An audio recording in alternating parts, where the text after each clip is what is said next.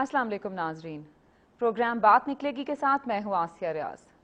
नाजरीन, 15 सितंबर आलमी सतह पर जमहूरियत के दिन के तौर पे मनाया जाता है। पाकिस्तान में 15 सितंबर 2011 इस जमहूरियत और इस हुकूमत और पार्लियामेंट के 3.5 साल की एनिवर्सरी के साथ इस दफ़ा कंबाइन हुआ। पाकिस्तान के अंदर जमहूरियत की क्या असेसमेंट हो सकती है? पाकिस्तान के अंदर जो जमहूरियत मार्च 2008 में बहाल हुई, या मार्च 2008 में जब हुकूमत आई 1 फरवरी 2008 के इलेक्शंस के नतीजे में, तब से लेकर अब तक उसकी क्या कामयाबियां हैं, उसकी क्वालिटी की क्या दलाइल उसकी क्वालिटी के लिए पेश किए जा सकते हैं, क्या चैलेंजेस हैं जमहूरियत के पाकिस्तान के अंदर। पिलडैट ने इस मौके के ऊपर हमेशा की तरह एक असेसमेंट की क्वालिटी ऑफ डेमोक्रेसी के ऊपर, और जो पिलडैट के डेमोक्रेसी असेसमेंट ग्रुप के अराकीन हैं हमारे साथ आज वो प्रोग्राम के अंदर शामिल हैं। हम उनसे बात करेंगे कि पाकिस्तान के अंदर जमहूरियत फली फूली है, बड़ी है, उसके क्या चैलेंजेस हैं, उसने क्या अचीव किया है। मैं आपको अपने मेहमानों से तारुफ करा दूं। मेरे साथ मौजूद हैं जावेद जब्बार साहब, साबिक वफाकी वजीर और साबिक सेनेटर हैं, इफ्तिखार अहमद साहब जो सीनियर जर्नलिस्ट हैं, और जनरल तलत मसूद जो साबिक वफाकी सेक्रेटरी हैं और दिफा और पॉलिटिकल मामलों पे एनालिस्ट भी हैं। आपका बहुत शुक्रिया प्रोग्राम में ज्वाइन करने का। जावेद जब्बार साहब, I will start with you. आप उस डेमोक्रेसी असेसमेंट ग्रुप का हिस्सा हैं जिसने एनालाइज किया है कि ये 3.5 साल इस जमहूरियत के, इस हुकूमत के, इस पार्लियामेंट के कैसे गुजरे हैं। सो ब्रॉडली किन एरियाज को आपने एनालाइज किया है क्वालिटी ऑफ डेमोक्रेसी में? आसिया, इससे कबल ये बहुत ज़रूरी होगा इसको रेफर करना कि जमहूरियत वैसे तो बज़ाहिर हम उसे एक निज़ाम के साथ वाबस्ता करते हैं कि जी हमारी पार्लियामेंट, हमारी हुकूमत, लेकिन मेरी नाचीज़ राय में जमहूरियत एक कदर का नाम है, वैल्यूज़ का नाम है, और कदरों के एतबार से हमें जायज़ा लेना चाहिए कि हमारे माशरे में जमहूरियत पर असली अमल कितना होता है, चाहे वो ख़ानदान की सतह पर, कबाइल की सतह पर, मोहल्ले की सतह पर और अवाम में बिलउमूर।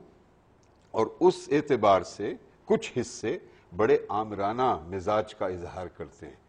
तारीखी तौर पर हमने उसको अपना लिया है, चाहे वो मेल डोमिनेशन हो, मर्द की मर्जी चलेगी घर में, औरत की आवाज़ या बच्चों की आवाज़ उस इज्जत से नहीं सुनी जाती जो उनका हक है। तो और ये सिर्फ पाकिस्तान के बारे में नहीं है, ये एक दुनियावी एक फिनोमिनन है। मेल शोविनिज्म मसलन is a rebuttal of democracy, a negation of democracy. तो ये एक लॉन्ग टर्म तारीखी प्रोसेस है, हम इवॉल्व कर रहे हैं। लेकिन हमारे हमारे 3.5 साल में कुछ बहुत मुस्बित चीजें भी हुई हैं जिसका जायजा आज हमने लिया, लेकिन जब आप बिलुमूर देखते हैं कि उसका क्या असर हुआ हमारे माशरे पर, हमारे आम शहरी की जिंदगी पर, तो बहुत मनफी असरात नजर आते हैं, क्योंकि इसमें गैर जिम्मेदार, मिस गवर्नेंस से भरपूर और इंतहा पसंदी की तरफ जो माशरा को ले जाया जा रहा है। मैं समझता हूं कि इंतहा पसंदी इस वक्त जमहूरियत के लिए बहुत बड़ा खतरा बन गया है। आप कह रहे हैं ले जाया जा रहा है, एज इफ ये ऐसी चीज है जिसके लिए आप गवर्निंग एलीट को या गवर्नमेंट को दो वजूहात मोरद इल्जाम ठहरा रहे हैं। एक जिनको रहबरी करनी चाहिए तवाजुन के मिजाज की, वो अपने ड्यूटी से फेल कर रहे हैं, ड्यूटी में फेल कर रहे हैं। दूसरी तरफ कुछ ऐसे अनासर हमारे माशरे में मौजूद हैं जो दानिस्ता तौर पर एक इंतहा पसंदी की कैफियत को उजागर कर रहे हैं। तो दो एतबार से ये नाकामयाबी मुझे नजर आती है। इफ्तिखार साहब, आपकी तरफ आते हैं। आप अगर हमसे शेयर कर सकें कि आपके ख्याल में 3.5 साल के इस अरसे में जमहूरियत की, हुकूमत की, पार्लियामेंट की क्या अचीवमेंट्स हैं? जिन अचीवमेंट का आपने तस्करा किया है 18वीं तरमीम के हवाले से, NFC अवार्ड के हवाले से, बलूचिस्तान के हकूक़ के हवाले से, उनको हम अचीवमेंट कह सकते हैं। लेकिन जिस बात पर जावेद साहब बात कर रहे हैं वो बड़ी इंपॉर्टेंट है। क्या जमहूरियत महज एक म्यूज़िकल चेयर है कि आप कभी आ जाएं कभी मैं आ जाऊं? ऐसा नहीं है। हमने देखा है कि इन 3.5 साल में इन सियासी जमातों ने मजबूत सियासी जमातें नहीं बनाई। इन्होंने अपनी सियासी जमातों को ऑर्गेनाइज नहीं किया और स्ट्रॉन्ग नहीं बनाई। जब तक आसिया पाकिस्तान की 6600 यूनियन काउंसिल पर आपकी पार्टी इस्टेब्लिश नहीं होती तो आप हवा में रहेंगे। आप कभी भी सही मायनों में जमहूरियत नहीं ला सकते, क्योंकि जिस मुल्क के अंदर 64,000 पोलिंग स्टेशन हों जिनको आपको मैनेज करना है, अगर उन 64,000 पोलिंग स्टेशनों को मैनेज करने के लिए آپ کے پاس کم از کم 6 لاکھ سیاسی کارکن ہونے چاہیے اگر آپ چاہتے ہیں کہ نتائج کوئی چرا کے نہ لے جائے، کوئی الیکشن کو میں فراڈ نہ کرے، الیکشن میں کوئی فجنگ نہ کرے. اس کے لیے بھی کوئی سیاسی جماعتوں نے کچھ نہیں کیا، نہ ہی سیاسی جماعتوں نے اس بات پہ منشور پہ کوئی کام کیا ہے. ان 3-3.5 سالوں میں مجھے نہیں علم کہ کسی سیاسی پارٹی نے کوئی اجلاس بلایا ہو جس میں یہ کہا ہو کہ ہمارا یہ 2 روزہ یا 3 روزہ اجلاس ہے اور اس میں ہم سن 2013 کے انتخابات کے لیے منشور کا شروع کر رہے ہیں، جس میں تعلیم، صحت، انرجی، ٹرانسپورٹ، ملازمتوں کے لیے شارٹ ٹرم، مڈ ٹرم یا لانگ ٹرم کو. معاف کیجیے گا افتخار صاحب، میرا خیال ہے کہ میڈیا کے اندر بھی میڈیا بھی سیاسی جماعتوں کے مینیفیسٹو سامنے رکھ کے گورنمنٹ کی یا پارٹیز کی پرفارمنس کو ریویو نہیں کر رہا.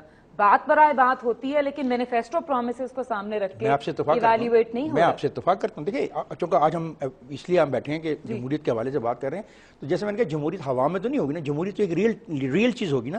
جب اسٹرانگ پولیٹیکل پارٹی نہیں ہوں گی، جب ان کی اپروچ یونین کونسل لیول تک نہیں ہوگی، جب اس میں مزدور، کسان، طالب علم، عام شہری، وکیل، تاجر حقیقی معنوں میں رکن نہیں ہوں گے، جب تک وہ سٹیک ہولڈر نہیں ہوں گے اس پارٹی کے منشور کے لیے، تو تب تک یہ تبدیلی اس ملک میں نہیں بنیادی کوئی آئے گی. یہ ایسے ہی ہوگا، کبھی آپ اور کبھی میں، کبھی اس خاندان کا باپ. انفارچونیٹلی آپ میں تو آ ہی نہیں سکتے. جی ہاں، آپ میں سے مراد یہ ہے کہ ہم جو کبھی باپ ہے تو اس جگہ بیٹا ہے، تو بیٹا نہیں ہے تو اس کا بیٹا ہے.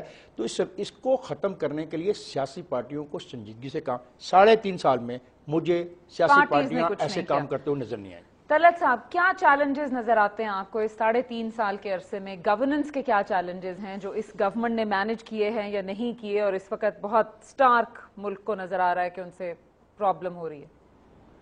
دیکھیے، گورنمنٹ کے جو سب سے بڑے چیلنجز ہیں، اور ڈیموکریسی جو ہے وہ صرف ایک الیکٹرل پروسیس ہی نہیں ہے کہ آپ نے الیکشن میں حصہ لیا اور ایک لیجیٹمیسی حاصل کی، یعنی لیکن آپ کی کارکردگی جو ہے وہ بہت ہی اہم ہے. اور جیسے آپ نے سوال بالکل ٹھیک کہا کہ پوچھا کہ اس میں کارکردگی سب سے اہم تو یہ تھی کہ اقتصادی حالت پاکستان کی جو ہے اس کو بہتر کیا جائے، عوام کی زندگی کو بہتر کیا جائے، غربت کو کم کیا جائے، عوام کے جو مسائل ہیں، چاہے وہ پاور جنریشن ہے، چاہے صحت ہے، چاہے تعلیم، خاص طور سے اس کے اوپر کوئی خاص بالکل توجہ نہیں دی جا رہی ہے، صحت پر کوئی توجہ نہیں دی جا رہی ہے، انفراسٹرکچر پر کوئی نہیں دی جا رہی ہے، انرجی کے معاملات جو ہیں وہ حل نہیں ہو رہے ہیں. پاکستان جو ہے اس کی اقتصادی حالت ایسی ہے کہ پاکستان ایک کلائنٹ سٹیٹ کی حیثیت سے پہلے بھی تھا اور ابھی بھی ہے. اور کہا یہ جاتا ہے کہ اگر امریکہ یا دوسرے ممالک، سعودی عربیہ یا چین، پاکستان کی مدد نہ کریں تو اس کی اقتصادی بحران جو ہے وہ اس حد تک بڑھ جائے گا کہ کولیپس ہو سکتا ہے. اس کے ساتھ ساتھ جو سب سے بڑا چیلنج ہے پاکستان کا، وہ اس وقت یہاں دہشت گردی، انتہا پسندی وغیرہ ہے. اس کا بھی تعلق جو ہے وہ اقتصادی ترقی سے ہے، اقتصادی خوشحالی سے ہے، اور کہ روزگار کے مواقع ملیں، لوگ جو ہیں تعلیم یافتہ ہوں تاکہ ان کو پتہ لگے کہ دنیا. لیکن یہ تو طلعت صاحب، یہ سارے لانگ ٹرم نہیں، میرا مطلب ہے، دیکھیے گورنمنٹ نے کچھ نہیں کیا. نہیں، میرا کہنے کا مطلب یہ ہے کہ اگر وہ شروعات اس کی ہوتی ہیں تو ایک ملک میں ایک وائٹیلٹی سی آتی ہے. لوگ کہتے ہیں کہ جناب اس ملک کا تو مستقبل ہے، اس وقت تو ہم مشکل وقت سے گزر رہے ہیں لیکن اس کا ایک مستقبل ہے. لیکن اب تو ہم یہ دیکھتے ہیں کہ نہ مستقبل ہے، نہ اس وقت کوئی اس کا حال بھی ٹھیک نہیں ہے. تو ساری بات تو یہ ہے. اس وجہ سے میں یہ کہوں گا کہ پرفارمنس لیجیٹمیسی یہ ہے، یعنی کارکردگی کی وجہ سے جو جمہوریت کو ایک بوسٹ ملتا ہے، تو میں اس پر بھی بہت توجہ دینے کی میں سمجھتا ہوں توجہ دینے کی ضرورت ہے. پھر طلعت صاحب ہولڈ دس تھاٹ، ہم واپس آئیں گے. ایک ناظرین ہمیں کمرشل بریک کی طرف جانا ہے، واپس آئیں گے تو ہم یہیں سے دوبارہ بات کا سلسلہ جوڑیں گے. طلعت، مسعود صاحب یہ فرما رہے ہیں کہ اس حکومت میں گو کہ حکومت الیکٹ ہو گئی ہے، ڈیموکریسی نام کو ضرور ہے، لیکن پرفارمنس لیجیٹمیسی جو ہے اس حکومت کا وہ ایک بہت بڑا ایشو ہے. آئی نو جو باقی پینلسٹ ہیں وہ اس کے اوپر بات کرنا چاہ رہے ہیں، بٹ ایک بریک کے بعد.